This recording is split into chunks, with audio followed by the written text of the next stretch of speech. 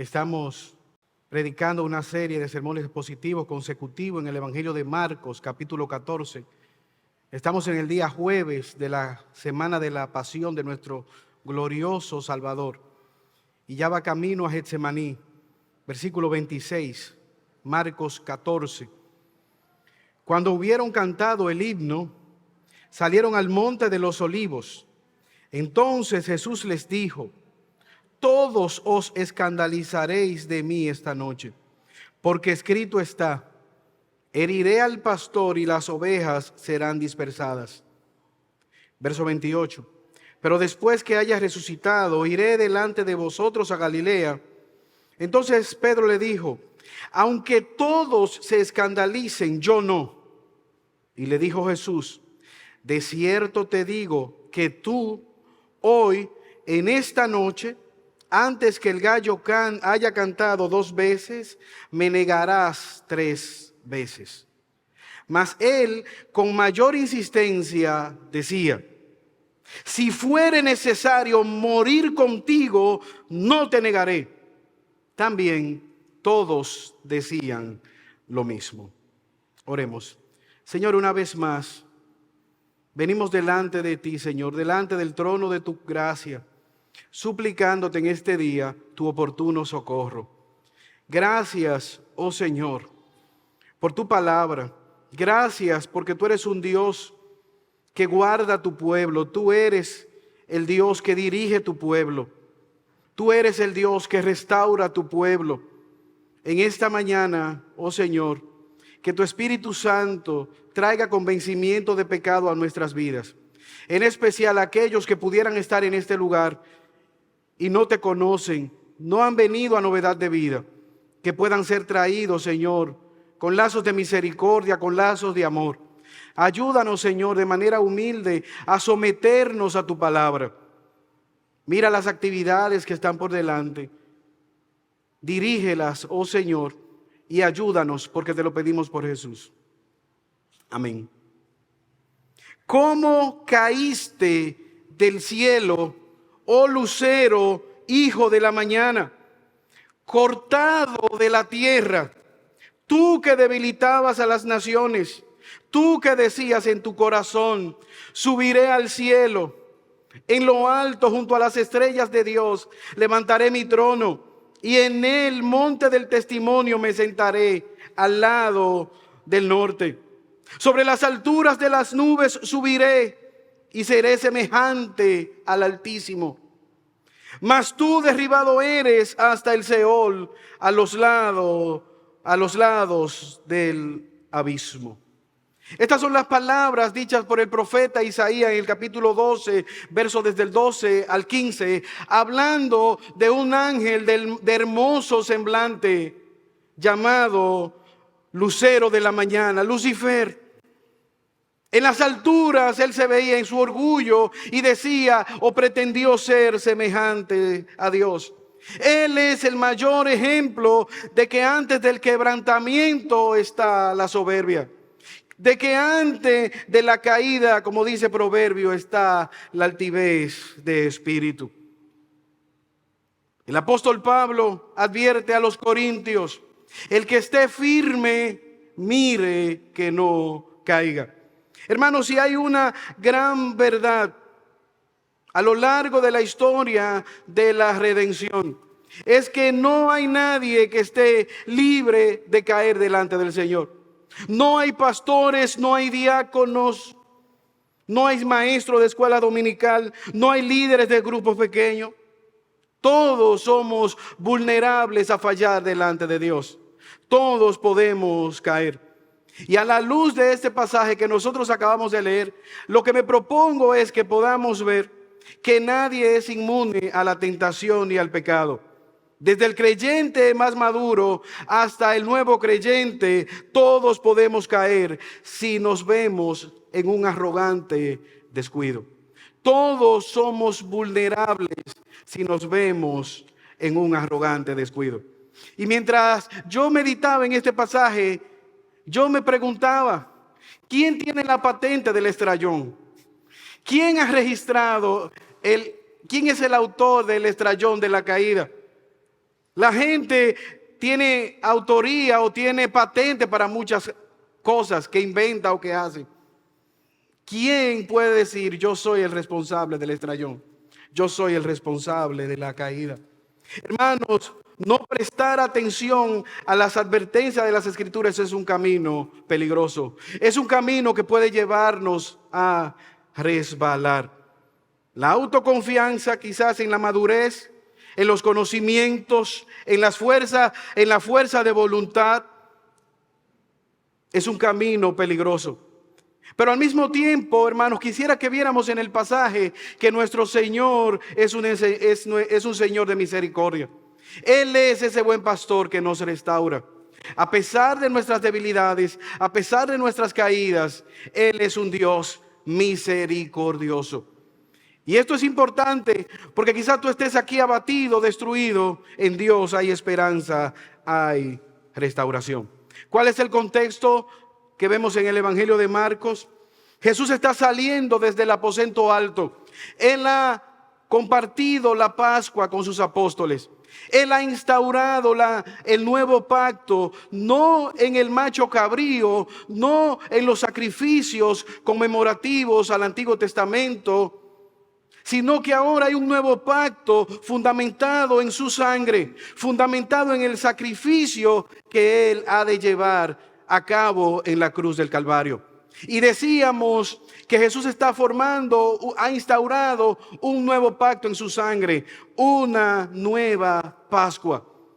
No en el sacrificio del macho cabrío, sino en su propio sacrificio en la cruz del Calvario. Pero una vez Él ha culminado este evento, dice el versículo 26, que cuando hubieron terminado, cuando hubieron cantado el himno, salieron al monte de los olivos. Nuestro Dios y Salvador Jesucristo está cantando un himno. Y era muy común terminar con estos himnos. Generalmente el Salmo 115 al Salmo 118 era cantado por ellos. Y a mí me llama la atención cómo Jesús, a pesar de saber lo que Él espera, a pesar de conocer el sacrificio que está puesto delante de Él, a pesar de ver el sufrimiento, Él adora al Padre en alabanza. Ese salmo habla de esa piedra desechada por los edificadores que ha de venir a ser la cabeza del ángulo, la piedra angular. Él está adorando a Dios con sus apóstoles. Por 33 años Él ha estado instruyéndole, orando con ellos, enseñándoles, manifestando su poder delante de ellos. Ya su partida está cercana. Como fue profetizado en Isaías capítulo 53, el varón experimentado en quebranto, el varón experimentado en dolores. Él va a morir no por sus pecados, no por sus faltas, sino para cumplir la obra de redención en favor nuestro, en favor de la humanidad caída. Y Marcos nos dice que Él va camino al monte de los olivos. Ya Judas ha tomado el camino de la traición. Ya Judas ha salido a avisar dónde Él ha de estar. Jesús va con los 11 a este lugar, el monte de los olivos.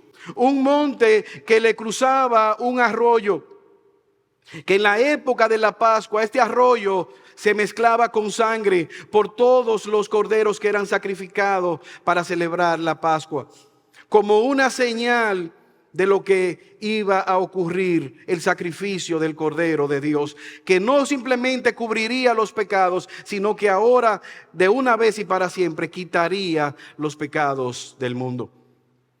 Ahora dice el versículo 27 que Jesús sabía todo lo que le iba a acontecer. Versículo 27. Entonces Jesús les dijo: todos os escandalizaréis de mí esta noche, porque escrito está: heriré al pastor y las ovejas serán dispersas. Hermanos, esto es uno quizás de los momentos más tristes y difíciles para nuestro Señor. El saber que todos ellos les van a abandonar. Los apóstoles le van a dejar solo. Les van a dar la espalda. Muchos sufrimientos ha de atravesar Jesús. Pero el saber que la gente cercana que ha estado con él durante todo este tiempo les va a abandonar es un trago difícil para el Señor. Él le está diciendo: ustedes me van a abandonar, ustedes se van a escandalizar, ustedes se van a avergonzar de mí, ustedes saldrán corriendo. Me quedaré solo.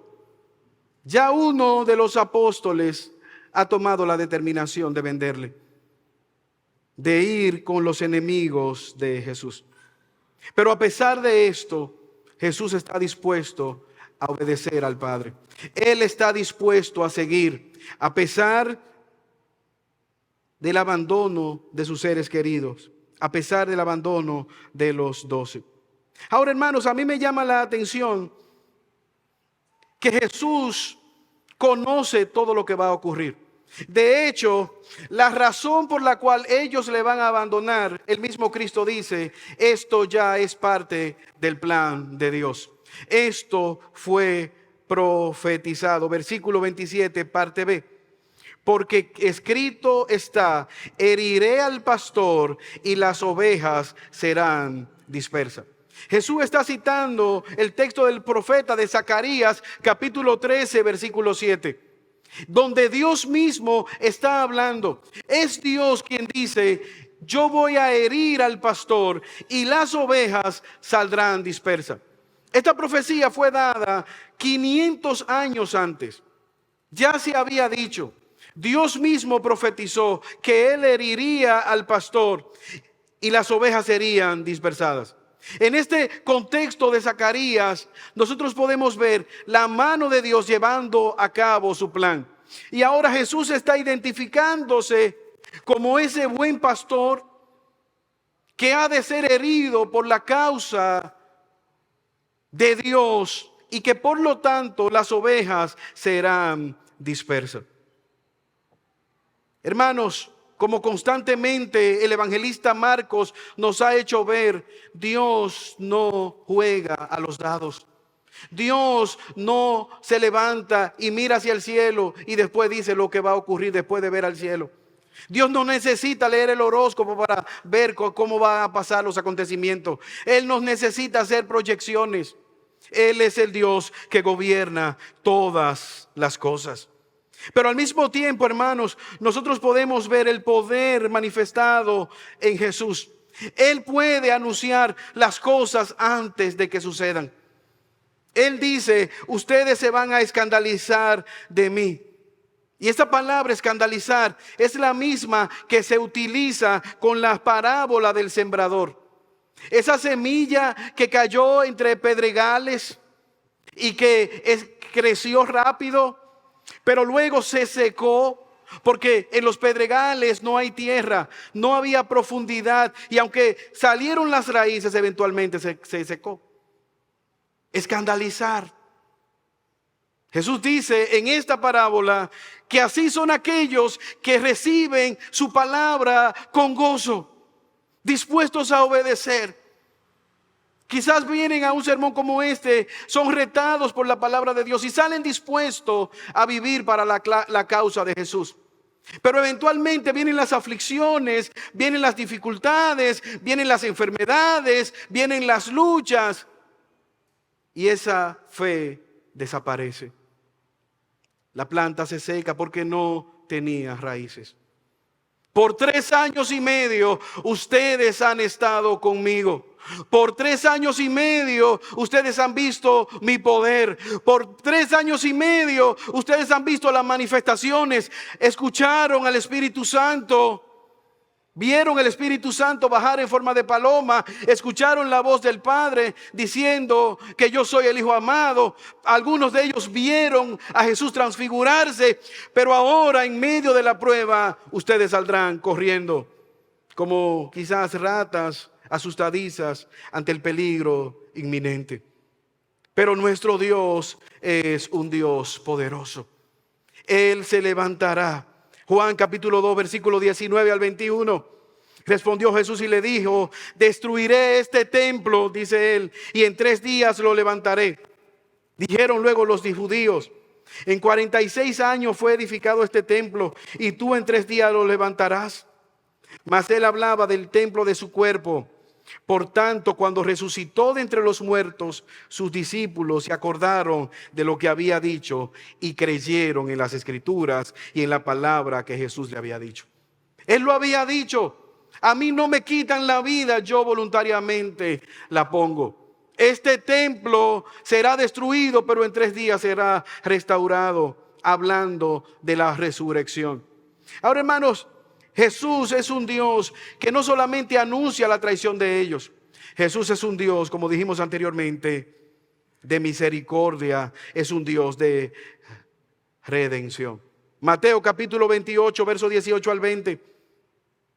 Jesús les ha prometido a ellos que Él irá adelante a Galilea.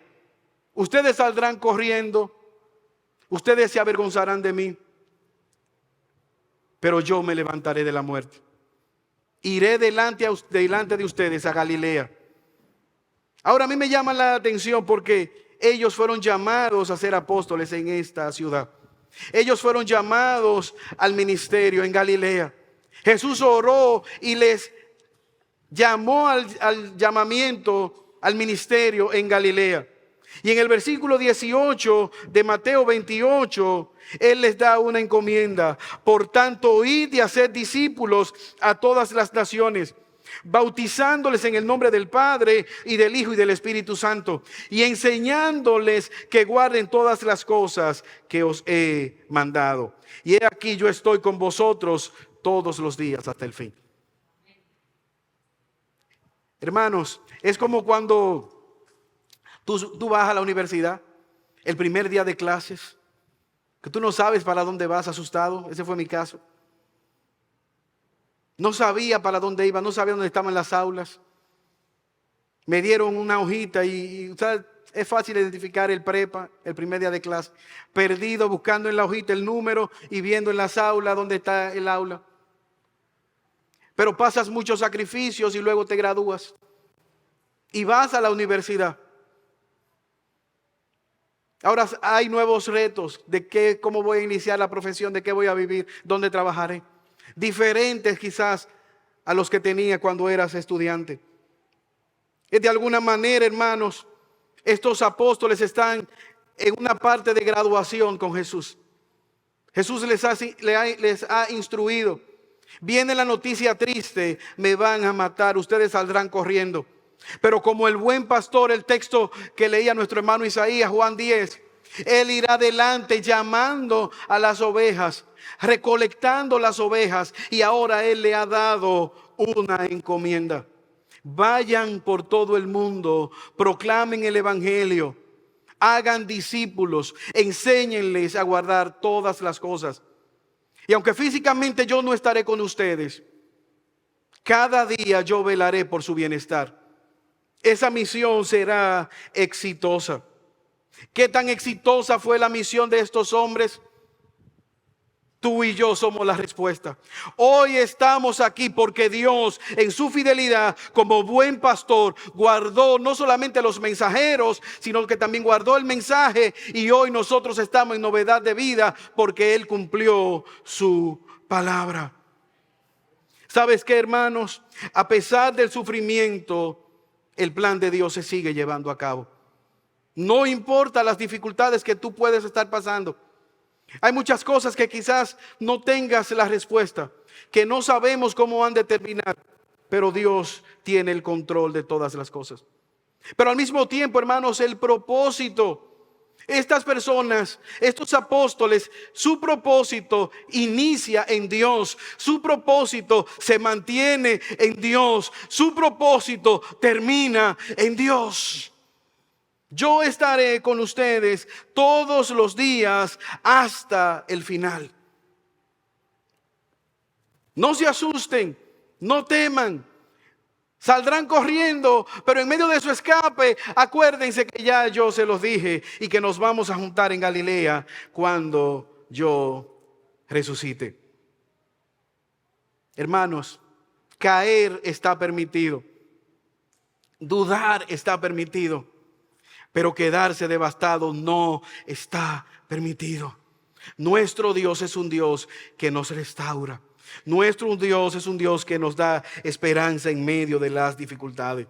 Nuestro Dios, Él no nos ha dicho que no nos va a pasar nada malo, al contrario, en el mundo ustedes tendrán aflicción, pero ¿cuál es la esperanza que tú y yo tenemos? Que Él es más poderoso que el mundo. Él venció al mundo. La muerte no me detendrá, me levantaré y nos juntaremos en Galilea. Hermanos, ante este mensaje que Jesús le ha dado, ante este llamado que Jesús ha dado a confiar en Él, ¿cuál es la respuesta que ellos le dan? ¿Qué usted esperaría que ellos respondieran a la palabra de Jesús? Versículo 29, léalo conmigo. Entonces Pedro le dijo: aunque todos se escandalicen, yo no me escandalizaré, yo no me escandalizo. Hermanos, si no fuese porque sabemos que Pedro nació en Jerusalén, o sea que Pedro era judío, fácilmente nosotros pudiéramos asumir que Pedro parece dominicano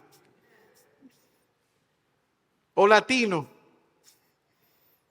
Jesús le está anunciando lo que va a pasar. ¿Y sabes qué? El orgullo de Pedro no le permite poner atención a lo que Jesús está diciendo. Él no escuchó a Jesús. ¿Cuál es la razón? Su excesiva confianza en sí mismo. Lucas capítulo 22, texto paralelo, versículo 31 al 34. En una conversación anterior, Jesús le dice: Pedro, Satanás me ha pedido para zarandearte como a trigo, pero yo he orado por ti para que tu fe no falte. Jesús está intercediendo en medio de la prueba por Pedro, y Pedro está diciendo: no, eso no es necesario. Aunque todos te escandalicen, yo no, yo soy el prototipo de cristiano. Tus discípulos se dividen en dos: yo y los demás. Yo no soy como los demás. ¿En qué está él fundamentado? En su orgullo. Versículo de Juan capítulo 13, verso 36. Simón le dice: ¿a dónde vas? Jesús le respondió: a donde yo voy tú no puedes ir, aunque después me seguirás. Hablando del sufrimiento, Pedro dice: sí, yo puedo, yo voy. Pedro no está escuchando las enseñanzas de Jesús. Ahora a mí me llama la atención, hermanos, porque en el aposento alto Jesús había lavado los pies de los apóstoles, incluido Pedro. Y Pedro le dice: no, a mí tú no me vas a lavar los pies. Y Jesús le dice: si tú no te humillas y deja que yo te lave los pies, tú no vas a tener parte ni suerte conmigo. Y Pedro le dice: bueno, pues así sí, lávame entero. Jesús le está dando enseñanza acerca de la humildad, y ahora en su orgullo, en su arrogancia, él no está confiando en las palabras de Jesús. Él no está poniendo su confianza en Jesús. Él no está diciendo: Jesús, enséñame. Él dice: yo no lo haré. Por eso, hermanos, el orgullo es la antesala de la caída. Pedro va camino al precipicio con el agravante de que él no sabe que va para el piso. Él no está escuchando las enseñanzas de Jesús. Hermanos, ¿y acaso es la primera vez que pasa esto con Pedro? ¿Es la primera vez que le sucede esto a Pedro? Mateo capítulo 16, versículo 22. Jesús está enseñando acerca de su muerte, acerca de su sufrimiento. ¿Y sabes lo que hace Pedro? Él viene: permiso, escúcheme, un momento. Ve acá, Jesús. Mira, Jesús, tú sabes que los muchachos no son como nosotros. Ellos son muy asustadizos. No estoy hablando de eso, de muerte, de tragedia. Nada de eso te acontezca. ¿Qué es eso de que morir, cruz, lanza, sufrimiento? No. Jesús le dice: quítate de delante de mí, Satanás, porque me eres tropiezo. ¿Y cuál es la razón? Porque no pones la mira en las cosas de Dios, sino en la de los hombres. Pedro estaba muy confiado en sus capacidades, muy confiado en sus fortalezas, pero no estaba escuchando la palabra de Jesús. No estaba escuchando la palabra de Jesús. Evidentemente, el amor de Pedro hacia Jesús es genuino. Es un amor genuino. El problema es la arrogancia que hay en el corazón de Pedro. Hace algún tiempo yo leí una carta de amor de mi padre hacia mi madre. Mi padre murió cuando yo tenía 7 años. Y yo me topé con aquella carta romántica que le escribió mi papá. Ahora a mí me llamó la atención de tantas cosas bonitas que él le decía. Contigo yo, por ti yo estaría dispuesto a bajar la luna. Todas esas cosas románticas. Antes no había WhatsApp. En esa época no había teléfono así, quizás 30 años atrás. Celulares y eso. Pero a mí hay una cosa que me llama la atención. Y es que al final de la carta, mi papá le pone postdata. Si llueve hoy en la tarde, no podré irte a visitar porque me siento un poco agripado.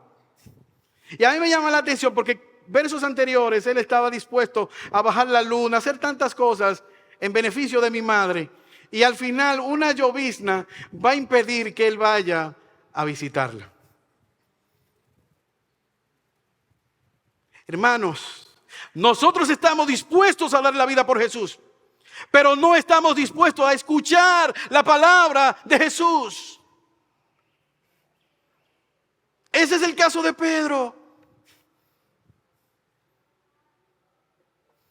Estamos dispuestos a morir por Cristo, pero quizás no sacamos tiempo para leer las Escrituras, para un devocional, para arrodillarnos a orar.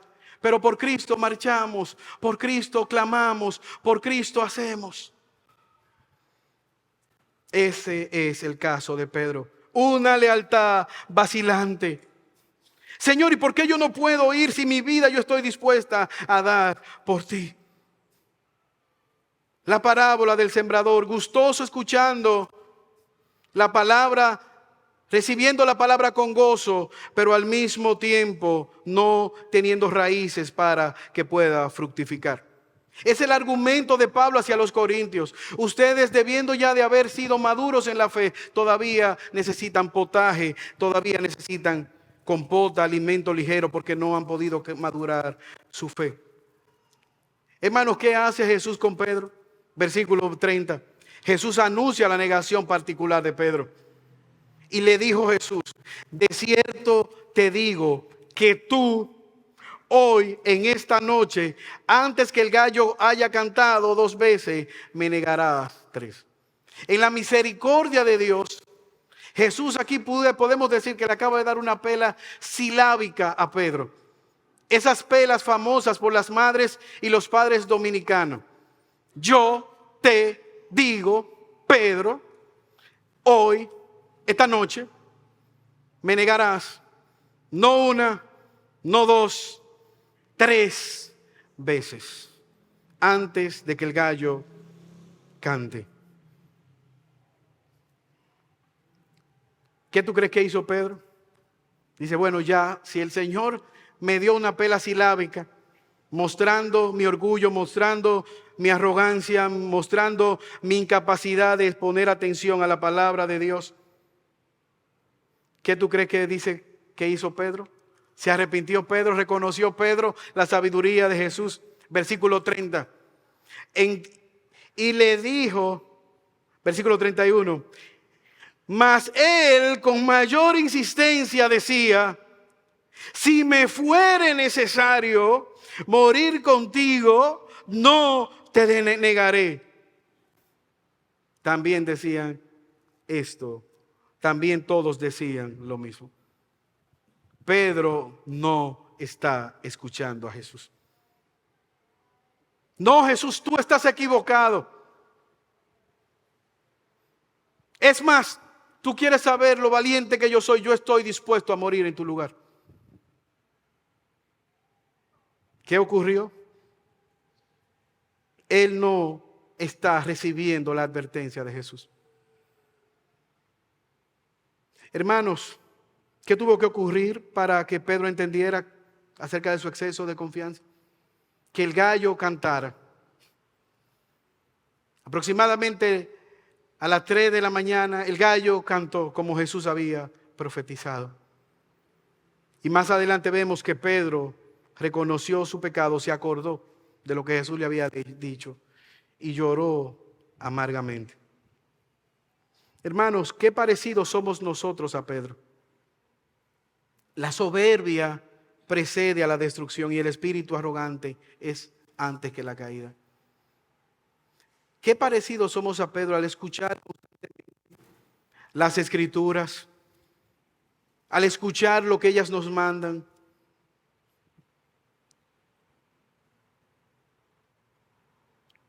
Luchamos y luchamos, no porque mi situación es diferente, no porque lo que pasa es, no porque usted no entiende esto, no porque usted no entiende aquello. Pedro está en este momento subiendo la apuesta. Si yo tengo que morir, moriré. Pedro confía en mi gracia. Pedro confía en mi palabra. Pedro confía que yo estoy contigo. Pedro, acuérdate que cuando tú estabas caminando sobre el mar y quitaste la mirada de mí, te hundiste y dudaste. Pedro, recuerda que yo fui que te saqué del mar para que no te ahogaras. No fueron tus capacidades de buen nadador, no fueron tus capacidades de buen pescador. Yo te salvé la vida, yo fui que te llamé y soy el que te sostengo. Hermanos, gracias a Dios que Él es un Dios misericordioso. Gracias a su misericordia nosotros estamos sostenidos. Gracias a que Él nos guarda. Gracias a que Él nos restaura. ¿Qué pasó con Pedro? Pedro fue restaurado al igual que los 11. Jesús se levantó de la tumba, Jesús va a morir, se levantará de la tumba y Él irá, como Él ha prometido, a restaurarle. Ahora, hermanos, nosotros hemos visto 2 apóstoles que han traicionado a Jesús de manera directa. Judas y en este caso Pedro. Ambos están traicionando a Jesús por sus pecados. En el caso de Judas vimos que la avaricia, el amor al dinero le llevó a vender a Cristo. En el caso de Pedro, él está corriendo por su confianza, por su orgullo. Pero también vemos que ambos están sentados a los pies del Maestro. Por 3 años y medio, ambos estaban escuchando las enseñanzas de Jesús. Al punto que dijimos que Judas era el tesorero del grupo. Nunca engañó a Jesús. Porque sabes que Jesús no solamente conoce nuestra parte externa, Jesús conoce nuestros corazones. Jesús conoce nuestros pensamientos. Judas no había nacido de nuevo. Pedro era un discípulo que amaba a Jesús a pesar de quizás su autoconfianza. Ambos decidieron traicionar a Jesús. En el caso de Judas, voluntariamente, él se ofreció a venderlo por dinero. En el caso de Pedro, ignorando las advertencias de Jesús. Ambos fueron llamados al arrepentimiento. ¿Recuerdan Judas? Jesús moja el pan y le dice: el que mete conmigo el pan. Judas sabía que era él que lo estaba haciendo. Y en vez de arrepentirse, lo que hizo fue que prosiguió en su plan de vender al Maestro. En el caso de Judas, nunca fue creyente, pero al mismo tiempo hay una responsabilidad humana. Nosotros escuchamos el llamado que Dios nos hace. Soberanamente nuestro Dios es el que salva, pero al mismo tiempo hay una responsabilidad de cada uno de nosotros en la manera en que oímos y en lo que hacemos con lo que oímos. En la manera como oímos y en lo que hacemos con lo que oímos. En la manera como leemos las Escrituras y lo que hacemos con lo que leemos en las Escrituras.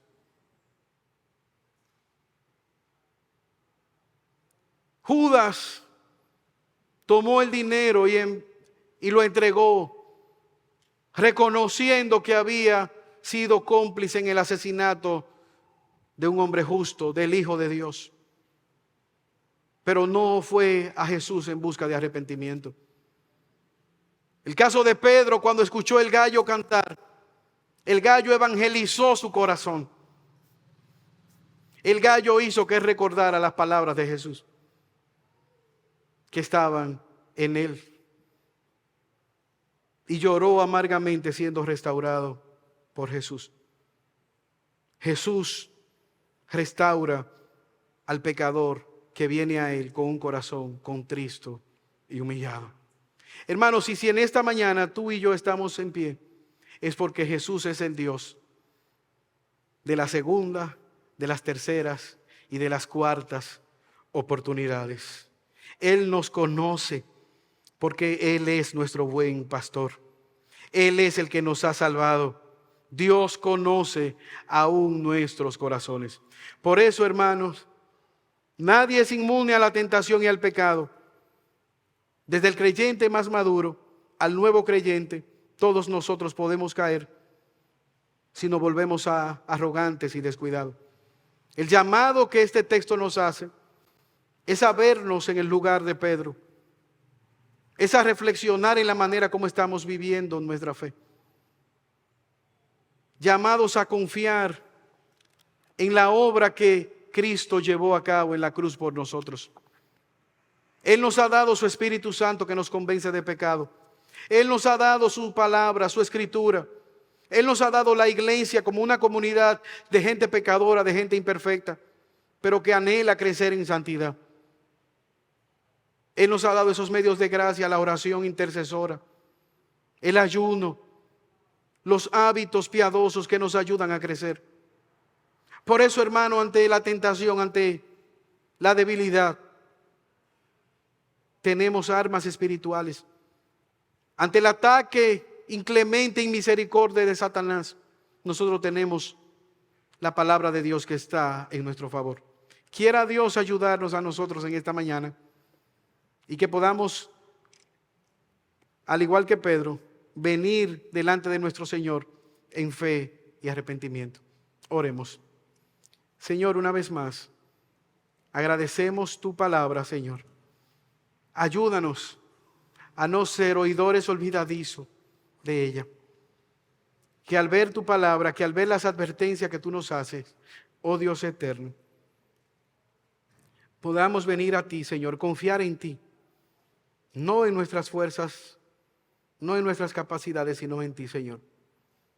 Que podamos, como tú, oh buen Padre, le dijiste al apóstol Pablo, tu gracia sea suficiente, que nos baste tu gracia. Ayúdanos, oh Señor, en medio de la prueba, en medio de las aflicciones, en medio de las tentaciones, poder levantar nuestra mirada a ti, Señor.